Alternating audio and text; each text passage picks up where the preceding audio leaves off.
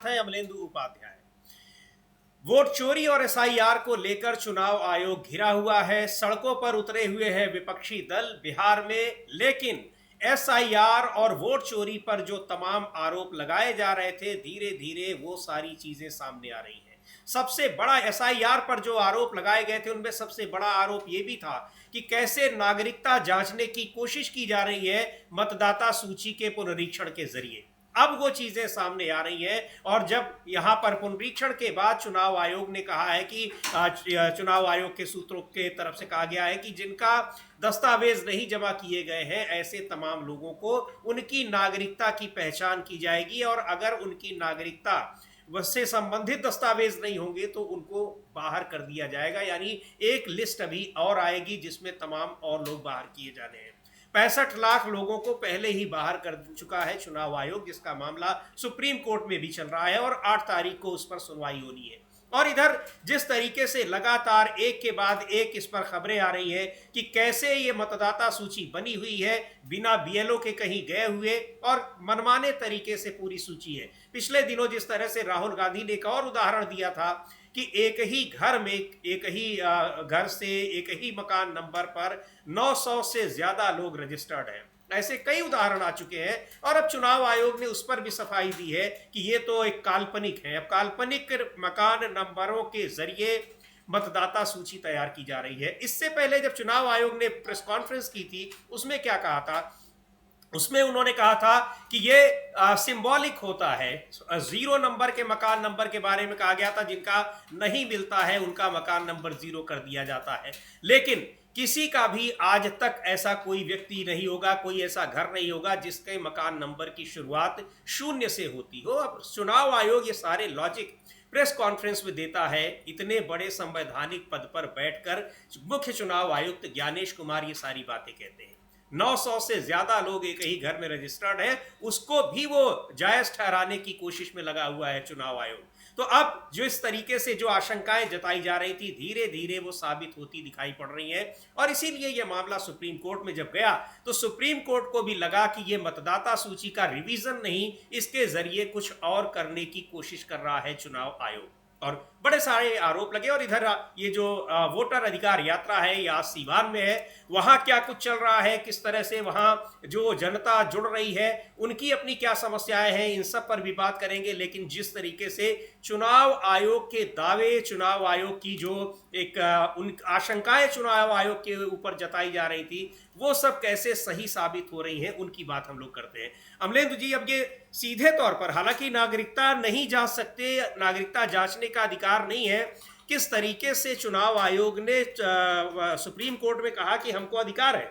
हालांकि फिर फटकार लगाई गई कि आपको अधिकार नहीं है, लेकिन अब ये साफ साबित हो रहा है कि ये एसआईआर जो है, स्पेशल इंटेंसिव रिवीजन, मतदाता सूची तैयार करने से ज्यादा लोगों की नागरिकता को जांचने का काम था। एनआरसी को लागू करने की कोशिश थी, जो आरोप पहले से लग रहे थे। हाँ, बिल्कुल समझिए, एनआरसी को लागू करने की कोशिश थी नहीं, बल्कि की कोशिश है जी। क्योंकि अब जो नोटिस भेजे गए हैं वो नोटिस भेजे गए कि आपको अपनी नागरिकता साबित करना है। पहली चीज़ तो ये कि चुनाव आयोग को नागरिकता जांचने का अधिकार ही नहीं है, तो आप कैसे नागरिकता जांच रहे हैं, ये काम गृह मंत्रालय का है। और सुप्रीम कोर्ट ने पहले ही दिन, जब अवकाश पीठ थी सुप्रीम कोर्ट की, जस्टिस सुधांशु धूलिया, जस्टिस जय माल्या बागची की, दोनों जजेस ने साफ तौर पर कहा था कि आपको ये जांचने का अधिकार नहीं है, ये काम गृह मंत्रालय का है। उसके बाद फिर जब दोबारा सुनवाई हुई तब भी ये बात बार बार आई। तो अभी तो बहस यही चल रही है कि आप पहले तो एसआईआर करा सकते हैं, ये नहीं करा सकते, और नागरिकता जांचने का तो आप छोड़ ही दीजिए, है ही नहीं। जी हाँ। हालांकि सुप्रीम कोर्ट में हलफनामा देकर चुनाव आयोग ने कहा कि हाँ, वो नागरिकता जांच रहा है। तो अब ये 3 लाख जो नाम काटने के लिए जो नोटिस दिए गए, 7 दिन में लोगों को अपना बताना है, जवाब देना है, तो ये एक तरीके से साफ तौर पर कहा जाए समीर जी, ये नागरिकता जांचने का ही काम कर रहा है चुनाव आयोग, और सुप्रीम कोर्ट के आदेशों का उल्लंघन करते हुए और जो लोक प्रतिनिधित्व अधिनियम है उसका उल्लंघन करते हुए, और खासतौर से लाल बाबू हुसैन मामला है जिसमें सुप्रीम कोर्ट की 3 जजों की खंडपीठ थी, उसने साफ आदेश दिया था कि एक बार लिस्ट में नाम आ गया तो फिर नाम नहीं काटा जा सकता, और चुनाव आयोग फिर नाम नहीं काट सकता। उसकी नागरिकता सिद्ध करने का काम मतदाता का नहीं बल्कि चुनाव आयोग का है। तो ये उस आदेश का भी उल्लंघन साफ तौर पर करता हुआ, अवमानना करता हुआ नजर आ रहा है चुनाव आयोग। तो ये साफ तौर पर देखा जाता है। अब ये चीज अमलेंदु जी बड़ी हैरानी की बात है कि यहाँ पर मामला सुप्रीम कोर्ट में चल रहा है। चुनाव आयोग मुख्य पार्टी है जिसके खिलाफ ये सारी याचिकाएं दायर की गई हैं। इसके बीच में चुनाव आयोग प्रेस कॉन्फ्रेंस भी करता है, जिस चीज की मनाही है उस पर भी वो आगे बढ़ रहा है जो मामला पेंडिंग में है, और दूसरी ओर ये वो नोटिस भी जारी कर रहा है। आखिर चुनाव आयोग ये सब कैसे कर रहा है? क्या उसको किसी तरह का खौफ नहीं है कि वो सुप्रीम कोर्ट की अवमानना कर रहा है? हाँ, बिल्कुल खौफ नहीं होगा समीर जी, चूंकि सुप्रीम कोर्ट के अंदर भी बहुत सारी चीजें जो चल रही हैं उसको देखते हुए लगता है कि शायद वो खौफ से बाहर है। क्योंकि अब जिस तरीके से जजों की नियुक्तियां हो रही हैं और तमाम कंप्रोमाइज जो है वो जज कर रहे हैं, वो साफ तौर पर दिख रहा है, तो उससे बहुत सारे सवाल तो निश्चित तौर पर खड़े हो रहे हैं। लेकिन इन सवालों के परे जाकर भी अगर सुप्रीम कोर्ट के आदेशों का उल्लंघन कर रहा है चुनाव आयोग, इसका मतलब कि वो बिल्कुल एकदम निश्चिंत है कि उसका कोई कुछ नहीं बिगाड़ सकता, और ये सरकार की तरफ से उसको कोई दम जो है वो मिला हुआ है, इसकी वजह से ये है। और ये आरोप लग रहा है कि चुनाव आयोग भारतीय जनता पार्टी के लिए वोटों की चोरी कर रहा है। ये साफ तौर पर राहुल गांधी का आरोप है। तो अब ये देखा जा सकता है कि जो आरोप राहुल गांधी ने लगाए हैं उनको एक तरीके से सच साबित करता हुआ नजर आ रहा है सुप्रीम कोर्ट समीर जी, ये साफ तौर पर देखा जा सकता है। इधर जो चुनाव आयोग ने राहुल गांधी के आरोप पर एक तरीके से कहा जाए समीर जी कि वो पुष्टि कर दी है, अपना जो है अपराध नामा जो है वो जारी कर दिया, कबूल कर दिया है। चूंकि तर्क ये दिया है मीडिया में जो खबरें आई हैं उनके मुताबिक राहुल गांधी ने आरोप लगाया था कि एक ही मकान में 947 वोटर जो थे वो बना दिए गए हैं। इस पर चुनाव आयोग की सफाई आई है कि ये नोशनल है, ये चूंकि जहां पे मकान नंबर नहीं थे वहां हमने ये नोशनल है तो एक सांकेतिक तौर पर मकान नंबर 0 दे दिया है, तो वहां 947 हो गए। लेकिन समीर जी आप भी जानते हो, हम भी जानते हैं कि ये मकान नंबर 0 कहीं नहीं होता है, और गांव में भी मकान नंबर होते हैं, खसरा नंबर होते हैं। जी बिल्कुल, मकान नंबर होते हैं। गांव में भी वोटर लिस्ट जो बनती है खास तौर पर उसमें मकान नंबर से ही बनता है। खसरा नंबर होता है, 1-1 इंच जमीन का हिसाब किताब होता है। जी हाँ। और अदालतों में जो मुकदमे चलते हैं समीर जी वो 1-1 इंच जमीन के भी चलते हैं कि मेरा खसरा नंबर ये था, यहाँ से यहाँ तक था, ये चौधरी थी, इसने कब्जा कर लिया या इसने अतिक्रमण कर लिया, तो ये सब चलता। तो 1-1 इंच का हिसाब होता है, तो बिना मकान नंबर के नहीं हिसाब तो नहीं। अब जो जैसा कहा था ज्ञानेश कुमार जी ने अपनी प्रेस कॉन्फ्रेंस में कि साहब वो जो जिनके मकान नंबर 0 है ये वो लोग हैं जो खाना बदोश है, जिनका अपना मकान नहीं है, जो रहते हैं पुलों के नीचे रहते हैं, इस तरह की जो बात कही थी। तो क्या एक गांव में 947 लोग खाना बदोश हैं? अब ये भी सवाल उठता है। तो ये राहुल गांधी के आरोप पर एक तरीके से स्वीकारोक्ति जो है वो चुनाव आयोग की समझी जा सकती है। जी बिल्कुल, सीधे तौर पर कहा है कि 947 वोटर अगर मिले हैं तो ये काल्पनिक तो उनको मकान नंबर दे दिया गया है। बड़ा सवाल ये है कि काल्पनिक नंबर कैसे दिया जा सकता है और उस काल्पनिक नंबर पर 947 लोग कैसे रजिस्टर हो जाएंगे। और भी कई और दिलचस्प रिपोर्ट्स देखने को मिल रही हैं अमलेंदु जी बिहार में कि वहां पर वोटर लिस्ट बनाई गई है, किसी के माता पिता के नाम की जगह चुनाव आयोग लिख दिया गया है और पिता के नाम की जगह कुछ और लिख दिया गया है। इस तरह की मतदाता सूची ये बनाई गई है, यानी 65 लाख लोगों को तो जो मतदाता वास्तव में थे उनको निकाल बाहर किया मतदाता सूची से, लेकिन ऐसे ऐसे नाम वहां जोड़े गए हैं जिन पर नाम और पिता का नाम माता का नाम लिखते समय ध्यान भी नहीं रखा गया कि आखिर उसमें लिखा क्या जा रहा है। तो ये जो मनमाने तरीके से बनाई गई है मतदाता सूची, ये सारी रिपोर्ट्स और ये सारी खबरें उसको पुष्ट करती दिखाई पड़ रही हैं। अब चुनाव आयोग भी मान ही रहा है कि 947 लोग एक ही मकान में रजिस्टर्ड हैं, एक ही मकान में वो मतदाता बने हुए हैं। कई रिपोर्ट्स ऐसी हैं, चुनाव आयोग ने माना ही है सबको। और सबसे बड़ा सवाल यह है कि 0 नंबर मकान का दे दिया गया, कैसे दे दिया गया? और ये उन्होंने कहा करोड़ों, जब प्रेस कॉन्फ्रेंस हो रही थी ज्ञानेश कुमार उसमें कह रहे थे कि ऐसे बहुत सारे लोग होते हैं जिनके मकान का कोई नंबर नहीं होता तो उनको 0 कर दिया जाता है, कर भले दिया जाता है, लेकिन आज तक कोई ऐसा मकान मिला नहीं है जिसका नंबर 0। अब किसी हमारे दर्शकों में से किसी को अगर मिला हो तो हम चाहेंगे कि कमेंट बॉक्स में बताएं हमको, क्योंकि हमें आज तक कोई ऐसा मकान, चाहे गांव की बात हो चाहे शहर की और कस्बों की, कि जिसका मकान नंबर 0 हो। हाँ समझिए, बिल्कुल निश्चित तौर पर आप सही कह रहे हैं कि ऐसा कोई मकान नहीं मिला कि जिसका मकान नंबर 0 हो। और दूसरी बात समझिए ये कि आधार कार्ड बनता है, आधार कार्ड में भी मकान नंबर होता है। तो क्या चुनाव बता सकता है कि भारत में कोई ऐसा आधार कार्ड है जिसका मकान नंबर 0 हो? जी क्या है? कोई है? क्या कोई जाति प्रमाण पत्र ऐसा है जिसमें लिखा हो कि मकान नंबर 0 है? क्या कोई निवास प्रमाण पत्र ऐसा है जिसमें लिखा हो कि मकान नंबर 0 है? अगर है तो चुनाव आयोग वो जारी करे कि ये है साहब, इनको 0 दिया गया है। जी तो जब वहां 0 नहीं तो वोटर लिस्ट में ही मकान नंबर 0 क्यों आ गया है? क्या? और एक ही मकान पे जो 947 वोटर आ गए। हाँ, सामान्य मकान में तो 10, 20, 30 वोटर है, हाँ। लेकिन जो 0 नंबर के हैं उसमें 1,000 उसमें एक हजार तक है। हाँ। तो ये साफ तौर पर देखा जा सकता है कि ये वोटों की चोरी करने का प्रयास है चुनाव की तरफ से। ये विपक्ष का जो आरोप है। और एक चीज और अमलेंदु जी की गहन परीक्षण हो रहा है, लेकिन उस गहन परीक्षण में ये परीक्षण नहीं हो पाया कि कई मकान नंबर पे हजार लोग रजिस्टर्ड है। हाँ बिल्कुल, एक हजार से रजिस्टर्ड है। किस गहनता से उसका परीक्षण हो रहा है? हाँ, और ये बताया गया ये है ये गहन परीक्षण जी। तो ये गहन परीक्षण किस काम का है? अच्छा, गहन परीक्षण में समझिए जिंदा लोगों को मार दिया गया, मरे हुओं को जिंदा कर दिया गया जी। तो कैसा गहन परीक्षण है? हाँ।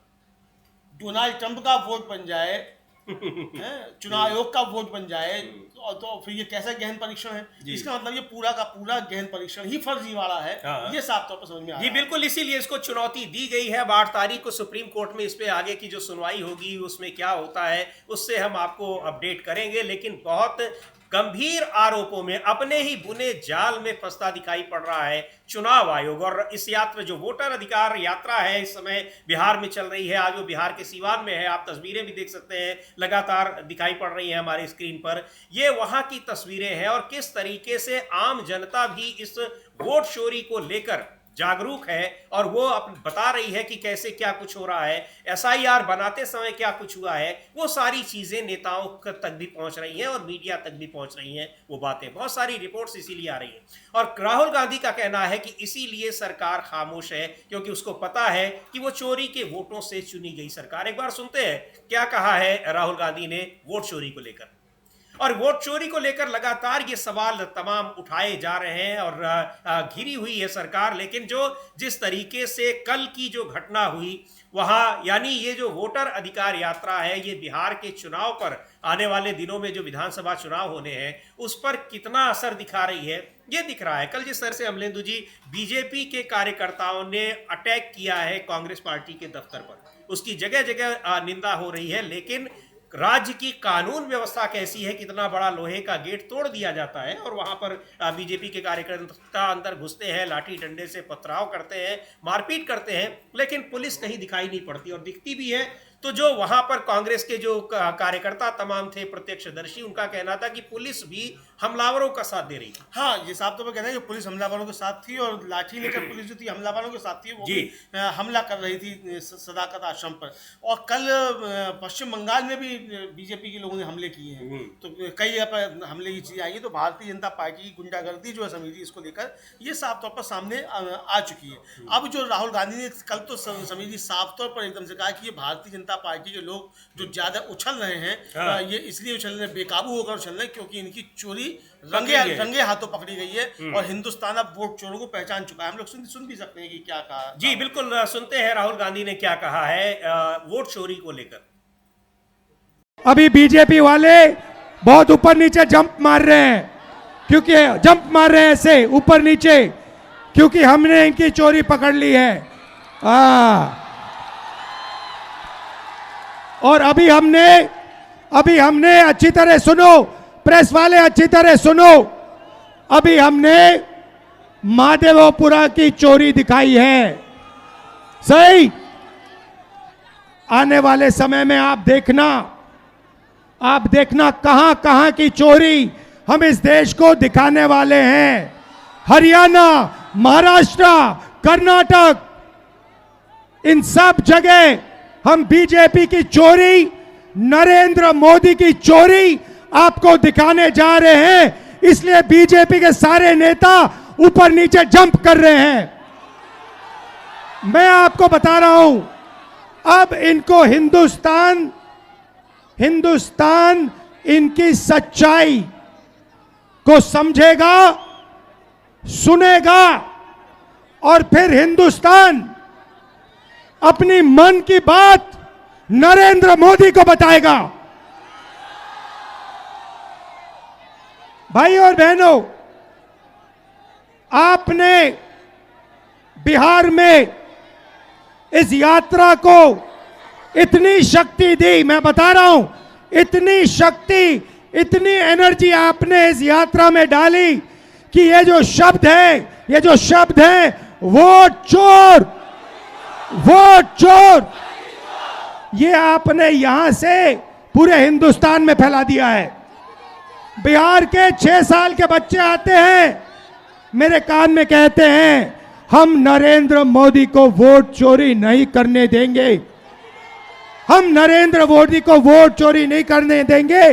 6 साल के बच्चे कहते हैं Narendra Modi, Narendra Modi, Narendra Modi, vote vote vote vote चोर, वोट चोर, वोट चोर, वोट चोर को लेकर बड़ा आरोप, और वो जिस तरीके से लगातार खबरें आ रही है, रिपोर्ट्स आ रही है, और चुनाव आयोग की जो कार्यशैली है वो बता रही है कि क्या कुछ हुआ है और विपक्ष के आरोपों में कितना दम है। नागरिकता जांचने की बात हो रही थी, अब सीधे तौर पर नागरिकता जांचने के लिए नोटिस भेज रहा है चुनाव आयोग। सीधे तौर पर जो आरोप थे, जो उसका काम नहीं है, संविधान ने के अधिकार ही उसको नहीं दिया है, लेकिन उसको भी कर रहा है, दावे के साथ कर रहा है, नोटिस भेजकर कर रहा है, और तब कर रहा है जब ये पूरा का पूरा मामला सुप्रीम कोर्ट में पेंडिंग है, प्रीजुडिस है। हाँ बिल्कुल, सुप्रीम कोर्ट में मामला पेंडिंग है, और समीर जी सोमवार को एक और सुनवाई होनी है सुप्रीम कोर्ट में इसी को लेकर। और उसमें मामला ये गया है कि जो SIR की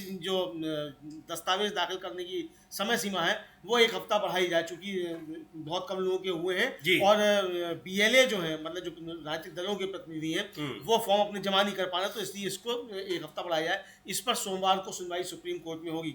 लेकिन समीर जी, अभी तो सुप्रीम कोर्ट में यही बहस चल रही है, 2 बहस महत्वपूर्ण है सुप्रीम कोर्ट में, कि क्या चुनाव आयोग SIR करा सकता है कि नहीं करा सकता है, पहला। दूसरा यह कि क्या नागरिकता जांच सकता है कि नहीं जांच सकता है। 65 लाख आपने नाम के आधार पर काट दिए, जबकि लाल बाबू हुसैन मामला जो उसमें साफ तौर पर है कि एक भी व्यक्ति का नाम नहीं काटा जा सकता। जिस व्यक्ति ने एक भी बार वोट डाल दिया वोटर लिस्ट में नाम आने के बाद, उसके बाद ये साबित करना राज्य का वो है, दायित्व है कि वो साबित करे कि मतदाता जो है भारत का नागरिक नहीं है। जी हाँ, सुप्रीम कोर्ट ने जो 3 जनों की खंडपीठ थी लाल बाबू हुसैन मामले में साफ तौर पर कहा था कि एक बार अगर वोटर लिस्ट में नाम शामिल हो गया तो इसका मतलब यही समझा जाता है कि आपने पूरी तहकीकात के बाद आपने ये नाम शामिल किया था।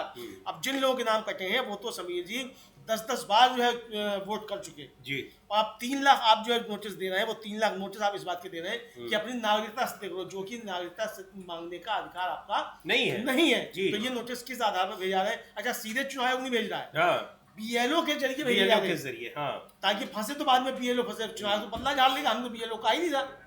लेकिन ये नोटिस भेजे जा रहे हैं और पूरी प्रक्रिया ये तैयार की जा रही है, तो ये सुप्रीम कोर्ट के आदेश का उल्लंघन है। और साफ तौर पर जो मामला प्रीजुडिस है उसमें आप किस तरीके से आगे बढ़ सकते हैं बिना सुप्रीम कोर्ट की आदेश के। जी बिल्कुल, बिना सुप्रीम कोर्ट के आदेश के सुप्रीम कोर्ट जिस मामले की सुनवाई कर रहा है, आप उसी मामले को आगे बढ़ाते हुए दिखाई पड़ रहे हैं, और इस पर अब 8 तारीख को सुनवाई होती है, तो निश्चित तौर पर सुप्रीम कोर्ट इन सारी जो कुछ प्रक्रियाएं अपना रहा है चुनाव आयोग, उस पर आपत्ति जताएगी, और किस तरह से सुप्रीम कोर्ट के आदेशों की अवहेलना हो रही है, सुप्रीम कोर्ट की अवमानना हो रही है, कंटेम्प्ट हो रहा है, ये मुद्दा भी उस बहस के दौरान जरूर उठेगा।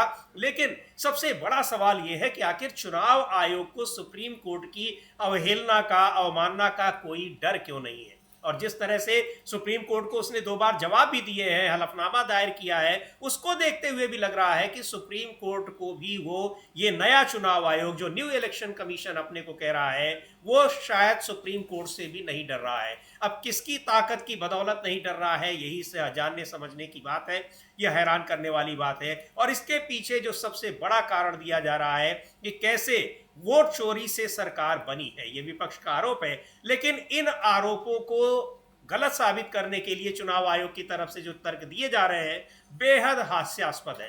कहा जी एक मजेदार बात और है, अभी तक तो मकान नंबर 0 की बात हो रही थी जी, अब मकान नंबर 3 है, उस पर जो है 1000 से ज्यादा वोट है।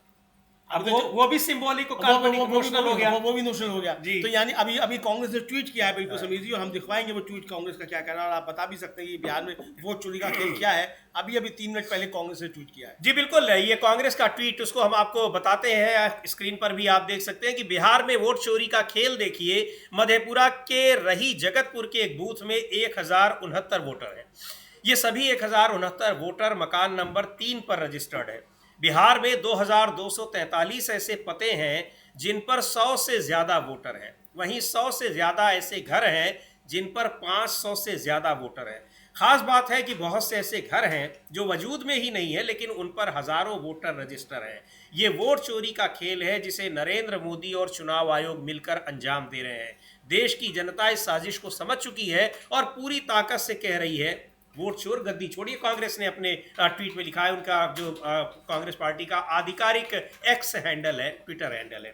तो ये वोट चोरी को लेकर जिस तरीके से अब इन पे क्या तर्क आएगा ये भी देखने वाला होगा अमलेंदु जी। तर्क हर चीज का है चुनाव आयोग के पास, भले ही वो तर्क के बजाय कुतर्क हो। हाँ बिल्कुल, कुतर्क ही जा रहे हैं समीर जी। और जिस तरीके से प्रेस कॉन्फ्रेंस की थी ज्ञानेश कुमार जी ने, वो तो साफ तौर पर कुतर्क ही कुतर्क था, कुछ था ही नहीं। और अशिष्टता और सभ्यता की पराकाष्ठा थी वो उन्होंने छू ली थी बिल्कुल। मतलब इतने ज्यादा अशिष्ट और असभ्य व्यक्ति कैसे आईएएस बन गया, इस पर बड़ा सवाल है कि जो जिस भाषा का वो इस्तेमाल कर रहे थे। तो ये साफ तौर पर देखा जा सकता है। एक तो चुनाव आयोग चोरी कर रहा है, विपक्ष का जो आरोप है, और उसके बाद सीना चोरी भी कर रहा है, ये साफ तौर पर देखा जा सकता है। लेकिन बहुत कठिन सवालों का सामना करना पड़ा था मुख्य चुनाव आयुक्त को उस प्रेस कॉन्फ्रेंस में। और आगे से प्रेस कॉन्फ्रेंस करते हुए घबराएंगे ज्ञानेश कुमार, क्योंकि वो 7 दिन तो पूरे निकल गए। राहुल गांधी से कहा जा रहा था कि आप या तो माफी मांगिए या हलफनामा दीजिए। वो तो 1 हफ्ता का तो 2 हफ्ता निकल चुका है, 2 हफ्ते ज्यादा निकल चुका है। तो अब चुनाव आयोग ने, अब ज्ञानेश कुमार जी क्यों नहीं आ रहे सामने प्रेस कॉन्फ्रेंस करने? आए सामने प्रेस कॉन्फ्रेंस करें, हिम्मत है तो, लेकिन नहीं आ रहे हैं सामने। चूंकि हिम्मत नहीं है, चूंकि विपक्ष पकड़ चुका है, राहुल गांधी पकड़ चुके हैं कि चुनाव आयोग किस तरीके से भारतीय जनता पार्टी के पक्ष में वोटों की चोरी कर रहा है। जी बिल्कुल, इसको लेकर और जिस तरह से प्रेस कॉन्फ्रेंस की गई, बहुत सारे सवाल तो आए अमलेंदु जी, लेकिन सवालों का जवाब नहीं रहा। पर सवाल आना ही अपने आप में बड़ी बात है और उससे साबित हो गया कि जो जेन्युइन सवाल है उनके जवाब चुनाव आयोग के पास नहीं है। और ये जो उदाहरण दिखाई पड़ रहे हैं लगातार एक के बाद एक मकान पर कितने वोटर्स बने हुए हैं, ये साफ साबित कर रहा है कि कैसे मनमाने तरीके से एसआईआर की प्रक्रिया को अंजाम दिया गया है। एक बार सुनते हैं तेजस्वी यादव को क्या कह रहे हैं। मंत्री अमित शाह ने कल आसाम में कहा था कि घुसपैठियों को बचाया जा रहा है, उसके लिए यात्रा निकाली जा रही है। बड़ा सवाल है कि आखिर जब घुसपैठिए आए हैं, 11 साल से आप कर क्या रहे हैं? आपकी सरकार है, असम में भी आपकी सरकार है, लेकिन ये सवाल जिस तरीके से इन चीज़ों को लेकर तर्क दिया जाता है, यहाँ सीधे सीधे तमाम तथ्य और आंकड़े बता रहे हैं कि कैसे वोटों में हेराफेरी की गई है। और वहाँ बताया जा रहा है कि घुसपैठियों को बचाने की कोशिश हो रही है। भाई घुसपैठिए आ कैसे गए? वही घुसपैठिए 10 साल से आप ही को चुन रहे हैं, ये भी हैरानी की बात है। हाँ बिल्कुल, घुसपैठिए आपको 10 साल से चुन रहे हैं और आप घुसपैठियों के वोट से बने हुए हैं जी। और समीर जी, अच्छा एक मजेदार बात यह है कि जो बिहार में सबसे ज्यादा जिन 3 जिलों के नाम काटे गए हैं, 65 लाख नाम, उनमें से 36 सीटों में से 22 तो एनडीए जीता। जी हाँ। तो वहाँ मतलब ये लक्षित कार्रवाई की जा रही है, लक्ष्य बनाकर कि कहाँ से हमको वोट चुराने हैं और क्या गलत, इसके तहत ये कार्रवाई की जा रही है। लेकिन इस बीच एक बड़ी खबर ये है समीर जी कि पश्चिम बंगाल विधानसभा का 4 दिन का विशेष सत्र इस एसआईआर के खिलाफ बुलाया गया है जी। ये एक बड़ी खबर है। 1 सितंबर से लेकर 4 सितंबर तक ये जो है विशेष सत्र एसआईआर के खिलाफ बुलाया गया है। और इस सत्र में राज्य सरकार जो है बीजेपी शासित राज्यों में बंगाली भाषी प्रवासी श्रमिकों के कथित उत्पीड़न और चुनाव आयोग द्वारा मतदाता सूची के विशेष गहन संशोधन एसआईआर पर निंदा प्रस्ताव ला सकती है, ये खबर आ रही है। और मुख्यमंत्री ममता बनर्जी ने प्रवासी श्रमिकों को पश्चिम बंगाल लौटने और श्रमश्री योजना का लाभ उठाने के लिए कहा है। इस योजना के तहत उन्हें वित्तीय सहायता दी जाएगी और तृणमूल कांग्रेस विधानसभा में एसआईआर के खिलाफ विरोध प्रदर्शन करेगी। ये एक बड़ी खबर इस समय आ रही है कि पश्चिम बंगाल विधानसभा का विशेष सत्र 4 दिन का 1 सितंबर से बुलाया जा रहा है, सोमवार से। और ये एसआईआर के खिलाफ इसमें प्रस्ताव पश्चिम बंगाल की विधानसभा पारित कर चुकी है। झारखंड की विधानसभा पहले ही ये प्रस्ताव पारित कर चुकी है। अब ये प्रस्ताव यहाँ पारित करने के लिए ये विशेष सत्र पश्चिम बंगाल विधानसभा में बुलाया जा रहा है। तो एसआईआर अब एक बड़ा मुद्दा बन गया है। मलेंदु जी, एनडीए में शामिल है तेलुगु देशम पार्टी, जो कि आंध्र प्रदेश में सत्तारूढ़ पार्टी है, उनको भी, वो भी किस तरीके से, वो पार्टी भी खौफ में है। तमाम और पार्टियां भी हैं जो कि भारतीय जनता पार्टी का साथ दे रही है, एनडीए में है। केंद्र सरकार उन्हीं की बदौलत टिकी हुई है। उनका जो जब एसआईआर का मुद्दा शुरुआती दौर में ही गर्म हुआ था, तभी तेलुगु देशम पार्टी का प्रतिनिधिमंडल मिला था चुनाव आयोग से। तो ये पूरा का पूरा मुद्दा किस तरीके से एक बेचैनी पैदा किए हुए है विपक्षी दलों में, वो साफ दिखाई पड़ता है कि कैसे वोट चोरी किए जा रहे हैं और इस फर्जी मतदाता सूची के आधार पर बीजेपी या फिर एनडीए की सरकार चुनी जा रही है। और जहां से ये वोटर्स का नाम घटाए गए हैं उसमें भी ज्यादातर जेडीयू के प्रभावित हुए हैं। तो ये बड़ा सवाल है कि आखिर क्या चुनाव आयोग वास्तव में बीजेपी के लिए काम कर रहा है? ये आरोप लगातार लग रहे हैं। और जो इस वोटर अधिकार यात्रा में राहुल गांधी हो, तेजस्वी यादव हो, अखिलेश यादव हो, बार बार ये बात कही जा रही है कि वोट चोरी के जरिए केंद्र सरकार बनी है, महाराष्ट्र और हरियाणा की सरकार बनी है, वो सारी चीजें बिल्कुल स्पष्ट दिखाई पड़ रही हैं। और जैसा कहा राहुल गांधी ने कि अभी केवल महादेवपुरा का एक पूरा का पूरा आंकड़ा आया है, अभी कई जगहों के आंकड़े आने वाले हैं। अब घबराए हुए हैं भारतीय जनता पार्टी भी, जिस तरह से तेजस्वी यादव कह रहे हैं कि बेचैनी है एनडीए में कि अब क्या होगा, क्योंकि सारी चीजें बिल्कुल स्पष्ट रूप से सामने आ रही हैं। हाँ, बिल्कुल सारी चीजें स्पष्ट रूप से सामने आ रही हैं। तो ये घबराहट जो है वो एनडीए में साफ तौर पर दिखाई पड़ रही है। और ये साफ दिखाई जा सकता समीर जी कि जिस तरीके से कल पटना में सदाकत आश्रम जो कांग्रेस का वहाँ का राज्य का दफ्तर है, उस पर भारतीय जनता पार्टी के कार्यकर्ताओं ने और नेताओं ने लाठी डंडे लेकर जो हमला किया, उससे भारतीय जनता पार्टी की हताशा साफ तौर पर समझी जा सकती है कि किस तरीके से भारतीय जनता पार्टी बेचैन नजर आ रही है, हताश नजर आ रही है। ये साफ तौर पर देखा जा सकता है। और आज इस यात्रा का आखिरी दिन, जैसा तेजस्वी यादव ने बताया, और कल पटना में ये लोग मार्च करेंगे, राहुल गांधी और उसमें अखिलेश यादव भी रहेंगे, इंडिया गठबंधन के और भी नेता पहुंच रहे हैं, ये बताया जाता है। और कल एक जबरदस्त रोड शो जो है वो पटना में होगा, क्योंकि वहां शायद अनुमति नहीं दी गई है गांधी मैदान की, तो इसको लेकर भी विवाद है। तो अब हर हथकंडे जो है भारतीय जनता पार्टी अपना रही है, और ये साफ तौर पर समझ में आ रहा है कि ये मामला अब उल्टा पड़ता हुआ बीजेपी को नजर आ रहा है। और जिस तरीके से हमला किया गया उसके बाद तो और परिस्थितियां भारतीय जनता पार्टी के खिलाफ होती हुई नजर आ रही हैं। लेकिन राहुल गांधी ने जिस तरीके से कहा है कि हम वोट चोरी नहीं होने देंगे और इनको पूरा बताएंगे ये किस तरीके से गड़बड़ कर रहे हैं, तो ये भारतीय जनता पार्टी के लिए बेचैनी का सबब हो सकता है। जी बिल्कुल। और ये वोटर अधिकार यात्रा के जरिए जिस तरीके से इस मसले पर इतना बड़ा ये मुद्दा बना है, और सबसे बड़ी बात यह कि आम मतदाता खुद इस मुद्दे को कितनी गंभीरता से इस पर विचार कर रहा है, सोच रहा है, और उसको भी चिंता है कि अगर वोटर लिस्ट से नाम कट गया तो फिर आपका सारा कुछ छीन लिया गया, क्योंकि ये बहुत बड़ा एक वेपन होता है, आपके पास एक अस्त्र होता है जो, और एक बहुत बड़ा एक अधिकार है जो आपको संविधान ने दिया हुआ है। वही अधिकार आपका छीन लिया जाएगा तो फिर आपके पास क्या रह जाएगा। और आज यात्रा का आखिरी दिन है, जैसा अभी बताया अमलेंदु जी ने। एक बार सुनते हैं, आज ये यात्रा वोटर अधिकार यात्रा सीवान में है। मनोज झा आरजेडी के सांसद हैं, क्या कह रहे हैं? को बचाने की ये आरोप लगा रहे हैं केंद्रीय गृह मंत्री अमित शाह। इस वोटर अधिकार यात्रा पर उनकी ये टिप्पणी है। वही सवाल ये पूछा जा रहा है कि आखिर अगर एक भी घुसपैठिया है तो उसका जिम्मेदार कौन है? इससे पहले ये भी कहा गया कि इस यात्रा पर आतंकी हमले भी हो सकते हैं, कुछ ऐसी भी खबरें आई, लेकिन फिर वो खबरें गलत साबित हुई। पर इस यात्रा को रोकने की भी तमाम तरह की कोशिशें हो रही हैं, हुई अमलेंदु जी कई जगह पर। जैसा राहुल गांधी ने एक भाषण में कहा था, उसी समय वहां पर बिजली काट दी गई। हमारे साथी जो यात्रा में लगातार बने हुए हैं इकरार, उन्होंने कहा, बताया, कल भी वो बता रहे थे, हम आज भी उनसे जुड़ने की कोशिश करेंगे अगर संभव होगा।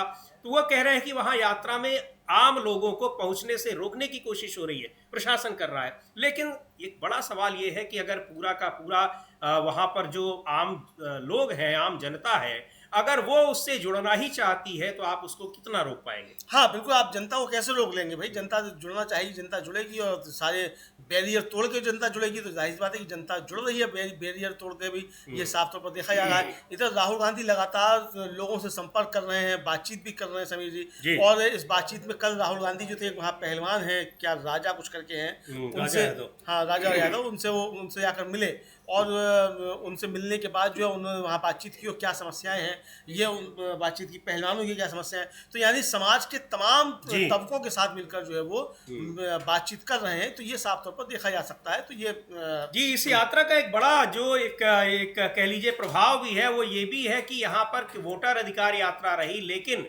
20 साल में एनडीए की सरकार में क्या कुछ हुआ है, नीतीश कुमार के नेतृत्व वाली सरकार में, उसकी भी पोल खुलती दिखाई पड़ रही है। आम लोग खुद बता रहे हैं कि किस तरह से वहां कानून व्यवस्था से लेकर बेरोजगारी और तमाम मुद्दों पर सरकार ने क्या काम किया है, शिक्षा को लेकर, स्वास्थ्य को लेकर। खैर, देखते हैं ये जो पहलवान के साथ राहुल गांधी की बातचीत है, इसमें क्या बातें हो रही हैं।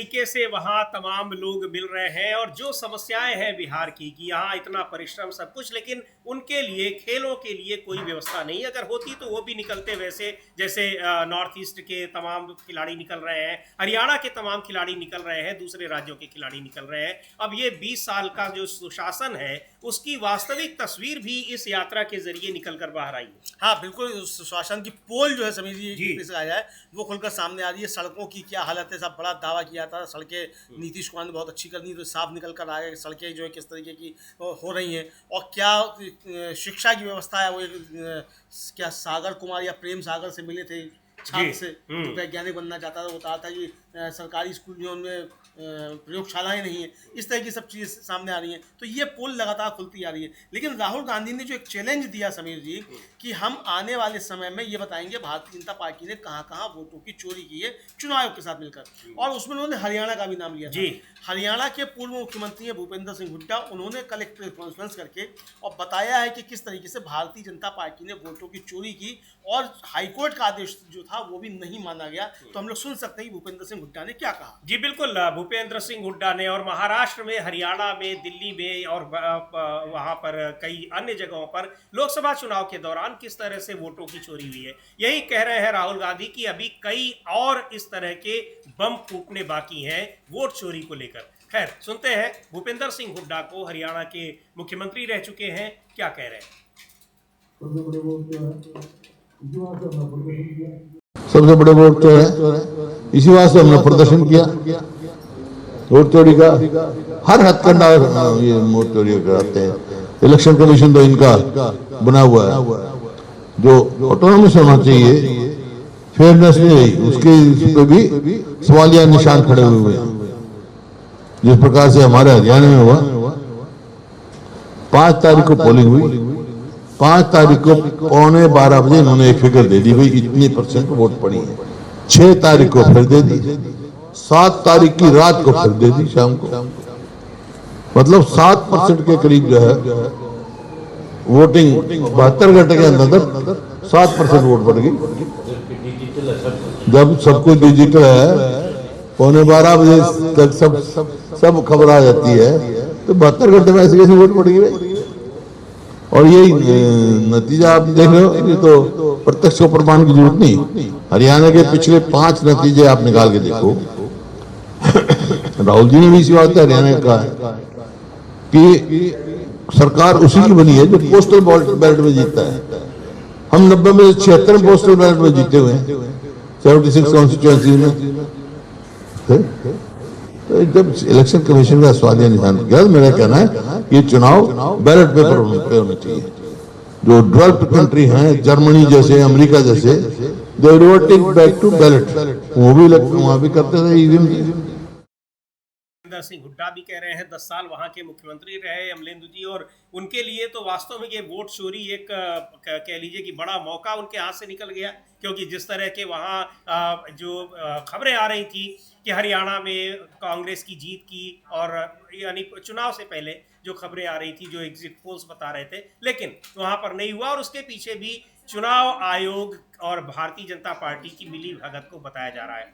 हमारे साथी जुड़े थे। इकरार लगातार इस यात्रा में बने हुए हैं। आज यात्रा का आखिरी दिन है और 1 तारीख को पटना में एक बड़ी जनसभा पद यात्रा का वहां पर आयोजन हो रहा है। तो अमलेदु जी, जिस तरीके से आम जनता कनेक्ट हुई है इससे, और निश्चित तौर पर ये सही कह रहे हैं इकरार की इंडिया गठबंधन के घटक दलों के नेताओं को भी ये एहसास नहीं रहा होगा कि इस तरीके से जनता इस मुद्दे पर आकर खड़ी हो जाएगी साथ में। हाँ बिल्कुल समीर जी, आप ठीक कह रहे हो। ये बात आपको याद होगा कि हम लोगों ने कल सुनवाई थी कि दीपांकर भट्टाचार्य की बाइट।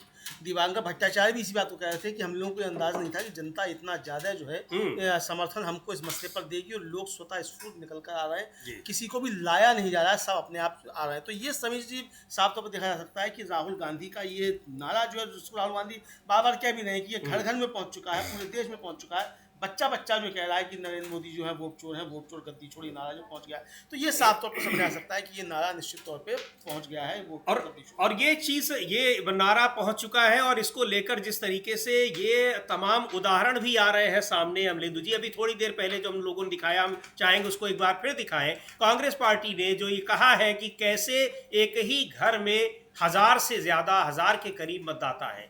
एक उदाहरण पहले दिया गया था वहां पर गया जिले का, कि वहां एक घर में 947 वोटर है। चुनाव आयोग कह रहा है कि ये सिंबॉलिक मकान नंबर है और इन लोगों को जोड़ दिया गया। लेकिन आज, अब से थोड़ी देर पहले जो ट्वीट किया है कांग्रेस पार्टी ने, उसमें ऐसे कई मकान नंबरों का जिक्र है जिसमें बड़ी संख्या में वोटर्स हैं। लिख रहा है कांग्रेस पार्टी ने, लिखा है इस ट्वीट में कि बिहार में वोट चोरी का खेल देखिए। मधेपुरा के रही जगतपुर के एक बूथ में 1069 वोटर हैं। ये सभी 1069 वोटर मकान नंबर 3 पर रजिस्टर हैं। बिहार में 2243 ऐसे पते हैं, यानी एड्रेस हैं, जिन पर 100 से ज्यादा वोटर हैं।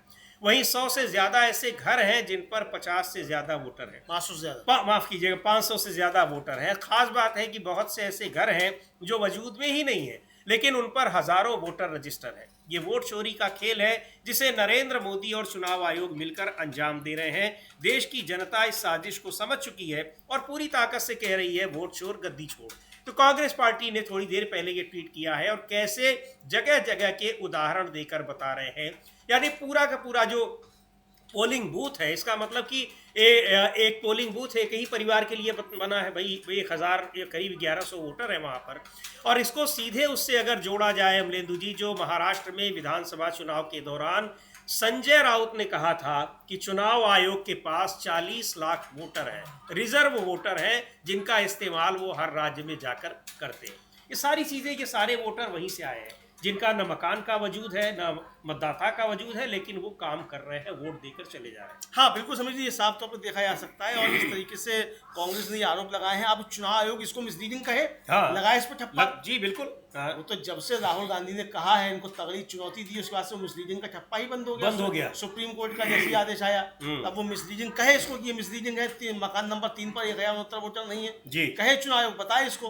तो ये एक साफ तौर पर देखा जा सकता है। और जो कांग्रेस का आरोप है कि नरेंद्र मोदी और चुनाव आयोग मिलकर वोट चोरी कर रहे हैं, और कल जो हम लोगों ने सुनवाया भी था, फिर भी सुनवाएंगे राहुल गांधी का वो वक्तव्य। कल जो राहुल गांधी ने कहा कि बीजेपी वाले बहुत ज्यादा उछल रहे हैं वोट चोरी पर, तो हम लोग फिर से सुन सकते हैं राहुल गांधी ने कहा क्या था कल। जी बिल्कुल, क्योंकि वोट चोरी पकड़ी गई है, सीधे तौर पर ये राहुल गांधी कह रहे हैं। और राहुल गांधी यानी इंडिया गठबंधन के नेताओं को भी ये कॉन्फिडेंस तब आ रहा है कि वोट चोरी पकड़ी गई है जब लोग खुद आकर वहां बता रहे हैं। और जहां पर ये वेरिफिकेशन किया गया था, जहां इन्वेस्टिगेट किया गया था महादेवपुरा में कांग्रेस पार्टी की ओर से, जिसका प्रेजेंटेशन दिया था राहुल गांधी ने, वहां के लोगों ने भी बताया होगा, तभी तो वो बातें सामने आई। 1 लाख से ज्यादा वोटर एक मतदाता, एक विधानसभा में जोड़ दिए गए, और किस तरीके से वहां बीजेपी के कैंडिडेट की लोकसभा में जीत हो जाती है। तो ये इस तरीके से वोट चोरी का खेल हो रहा है, ये विपक्ष का आरोप है। सुनते हैं राहुल गांधी क्या कह रहे हैं, क्यों कह रहे हैं कि वोट चोरी ये पकड़ी गई है, इसलिए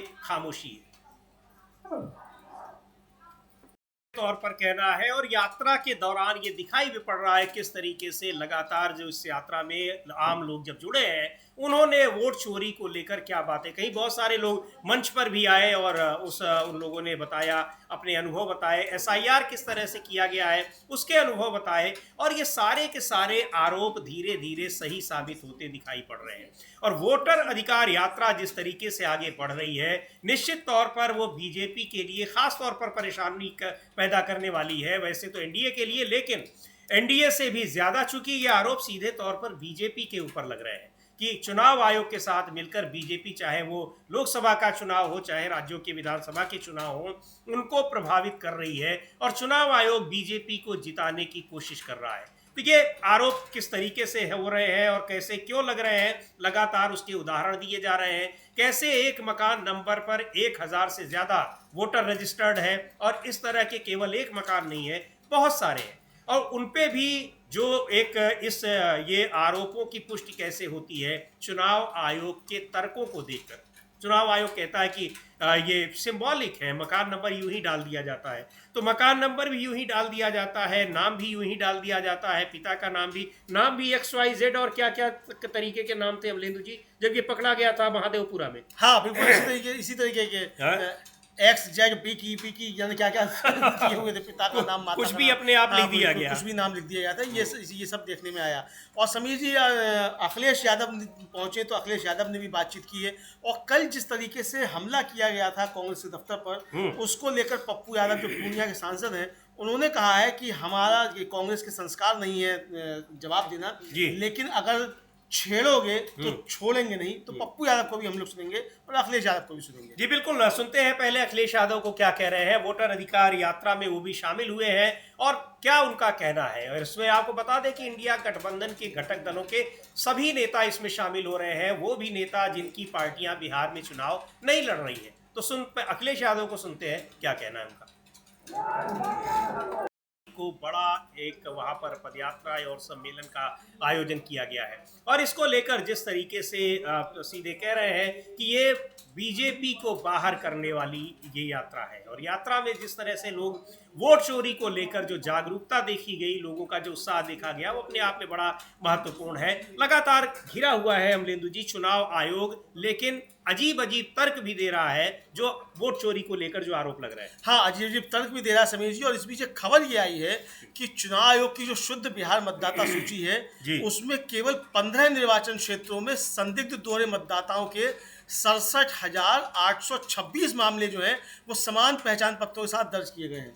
लेकिन चुनाव आयोग का दावा है कि उसने डुप्लीकेट मतदाताओं को हटा दिया है। इसको लेकर इस खबर को शेयर करते हुए, द रिपोर्टर्स कलेक्टिव है उसकी ये खबर है, उसको शेयर करते हुए पवन खेड़ा ने एक ट्वीट किया है, वो भी हम लोग दिखा सकते हैं। पवन खेड़ा क्या लिख रहे हैं समीर जी? बिल्कुल, पवन खेड़ा लिख रहे हैं कि हर दिन चुनाव आयोग के दावे और विश्वसनीयता ध्वस्त होती जा रही है। ये रिपोर्ट चुनाव आयोग के ढिंढोरा पीटती है और खबर यह है कि चुनाव आयोग की शुद्ध बिहार मतदाता सूची में केवल 15 निर्वाचन क्षेत्रों में संदिग्ध दोहरे मतदाताओं के 67,826 मामले समान पहचान पत्रों के साथ दर्ज किए गए हैं। यानी एक ही जो आइडेंटिटी कार्ड है उसी पर वो दर्ज किए गए हैं। एक ही मकान पर हजारों वोटर, एक ही आइडेंटिटी कार्ड पर कई सारे वोटर। ये सारा कुछ क्या हो रहा है? यही मनमानी करने का आरोप लगाया है विपक्ष ने SIR के जरिए और ये मामला गया हुआ है कोर्ट में। लेकिन जो कल की घटना हुई, कांग्रेस के दफ्तर पर हमला किया गया बीजेपी कार्यकर्ताओं की ओर से, उसको लेकर भी जबरदस्त राजनीतिक प्रतिक्रियाएं देखने और सुनने को मिल रही हैं। सुनते हैं पप्पू यादव का क्या कहना है, पूर्णिया से सांसद हैं, क्या कह रहे हैं। जिस तरह से जो कल हमला हुआ था उस पर कह रहे हैं और सीधे ये भी कह रहे हैं कि ऐसा नहीं कि पूरी बीजेपी के उद्दंड लोगों को, हाँ बिल्कुल साफ तौर पर कह रहे हैं कि बीजेपी के उद्दंड लोग हैं, उनको ये छेड़ोगे तो छोड़ेंगे नहीं, ये साफ तौर पर। क्योंकि ये भी है अमलेंदु जी, कार्रवाई जब होती है ऐसे लोगों पर तो बीजेपी उनको फ्रिंज एलिमेंट भी बता देती है। कई बार ऐसा भी हुआ है। वो तो अपने आधिकारिक प्रवक्ता को भी फ्रिंज एलिमेंट बता देती है। वो तो कल कहीं मोदी जी को फ्रिंज एलिमेंट ना बता दे, अमित शाह को ना बता दे, तो ये तो बीजेपी के अपने कारस्तानियां हैं। खैर वो है, लेकिन साफ तौर पे कल जो किया है भारतीय जनता पार्टी ने, उसने अपनी गुंडाई जो है वो प्रदर्शित की है। साफ तौर पे यही कहा जी बिल्कुल। उसको लेकर राजनीतिक प्रतिक्रियाएं आ रही हैं और काफी कुछ उस घटना को लेकर बीजेपी घिरी हुई है और घिरी हुई है सरकार, क्योंकि कानून व्यवस्था का इतना जीता जागता उदाहरण नहीं देखने को मिलेगा कि वहां पर हमले होते रहे और पुलिस कर्मी या प्रशासनिक जो अधिकारी हैं उनकी कोई वहां मौजूदगी नहीं थी और जो थे भी 2-4 वो उसमें कुछ कर नहीं पा रहे थे। खैर इस तरह से, लेकिन वोटर अधिकार यात्रा की जो उसकी सफलता है, जिस तरह से आम लोग, बिहार के लोग जुड़े हैं, उसको देखकर इंडिया गठबंधन उत्साहित है। तो निश्चित तौर पर बीजेपी में बेचैनी भी देखी जा रही है और वोटर अधिकार यात्रा को इसीलिए घुसपैठिया अधिकार यात्रा बताया जा रहा है और ये कहा भी जा रहा है कि अगर घुसपैठिए हैं तो फिर उनको रोकेगा कौन और बाहर कौन करेगा, उसकी जिम्मेदारी किसकी है। बहुत सारे सवाल हैं, लेकिन जो चुनाव आयोग के ऊपर जो आरोप लग रहे हैं कई उदाहरणों से वो पुष्ट होते दिखाई पड़ रहे हैं। चुनाव आयोग जो तर्क भी दे रहा है वो तर्क बिल्कुल कहीं से भी तार्किक नहीं लग रहे हैं।